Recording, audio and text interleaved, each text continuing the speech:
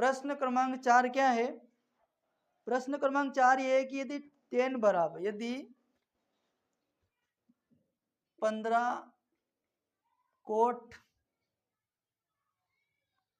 ए बराबर 8 तो आपको मान निकालना है साइन ए कोमा सेक ए। ठीक है, ये 2 के मान ज्ञात करना है आपको।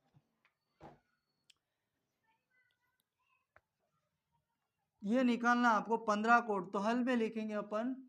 सबसे पहले दिया है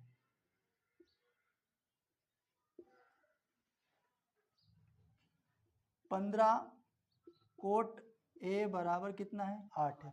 अब अपने 15 कोट ए बराबर 8 है, अपने को कोट की मान चाहिए, है ना, कोट का मान चाहिए ना सही तरीके से। तो हम क्या करेंगे कि ये 15 इसके बटे में पहुंचा देंगे 8 के, तो कोट ए बराबर 8 बटा 15। अब कोट का पता चल गया, कोट का मान ये है ना। तो अपने को मान ज्ञात करना है, क्या करना है? मान बराबर एक तो निकालना अपने को साइन ए का और एक निकालना है सेक ए का। अच्छा, कोट बराबर अपने को पता है कि कोट बराबर क्या होता है आपका? कोट बराबर क्या होता है?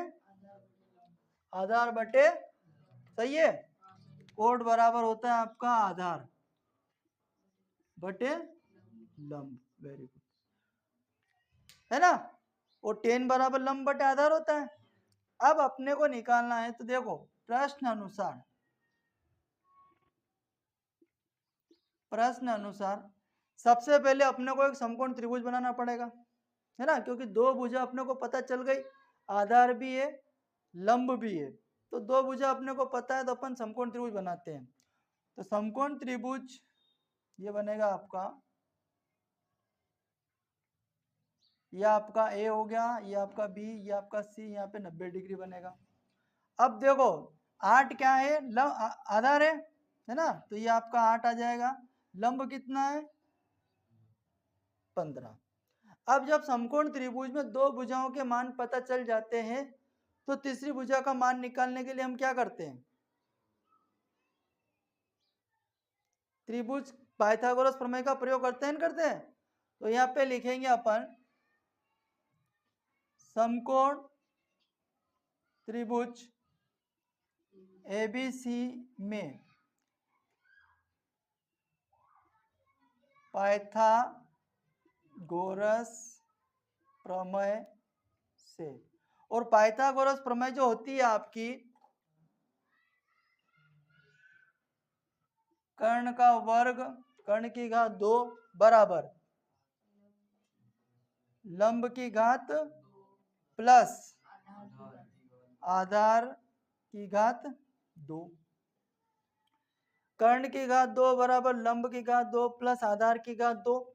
अब कर्ण तो पता करना है अपने को, तो लंब अपने पास में है, कर्ण ऐसा कैसा लिख लो आप, कर्ण की घात 2 बराबर लंब आपके पास में है 15 की घात 2 प्लस आधार आपके पास में 8 की घात 2। अब कर्ण का वर्ग या कर्ण की घात बोले तो 2 बराबर 15 की घात 2 का मतलब होता है 15 को 2 बार लिख के गुणा करना, और 15 को 2 बार लिख के गुणा करें ना, 15 का वर्गमूल कितना होगा? वर्ग कितना होगा, सॉरी 15 का वर्ग 225 प्लस 8 का वर्ग कितना होगा? 68 64 हो जाएगा। दोनों को ऐड कर लो, तो कर्ण की घात 2 बराबर 5 और 4 कितना हो जाएगा? 9, 6 और 2 कितना हो जाएगा? 8 और 2 ऐसा कैसा आ जाएगा? तो कर्ण का वर्ग बराबर 289, और 289 का वर्गमूल होता होगा, 289 का वर्गमूल होता है क्या? 289 का वर्गमूल होता है 17। कितना होता है? 289 का वर्गमूल आपके आएगा 17। मालूम है? नहीं है?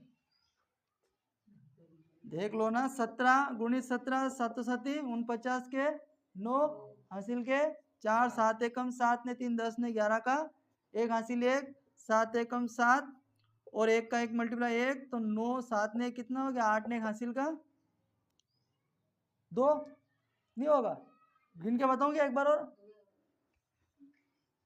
कोई डाउट है क्या? 17 देख लो एक बार, देखो 17 7 का 7 में गुणा किया तो कितना आ गया? 49 का हासिल का 7 एकम 7 और 4, फिर क्रॉस 1 का मल्टीप्लाई करा 7 में तो 1 का 1 मल्टीप्लाई करा तो कितना हो गया? 9 7 ने 1 ने 1 289। तो 17 का जो वर्गमूल आया यानी कि आपकी ऐसी भुजा जो आई है ये कितनी आ गई भैया? 17 आ गई। अब हमें मान निकालना है, इसका निकालना अपने को मान निकालना है साइन का।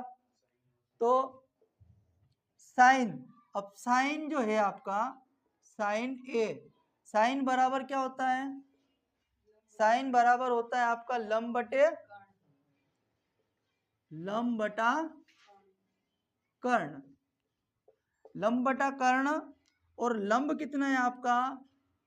15, लंब कितना है? 15, और कर्ण कितना है? 17। दूसरा क्या है आपका? सेक, सेक ए बराबर सेक, सेक बराबर क्या होता है? कर्ण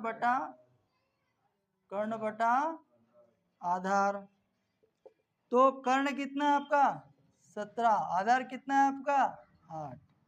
अतः साइन ए कोमा सेक ए के अभिष्ट मान 15/17 कोमा 17/8 होंगे। क्लियर हो गई बात? कोई डाउट है इसमें? नोट कर लो इसको।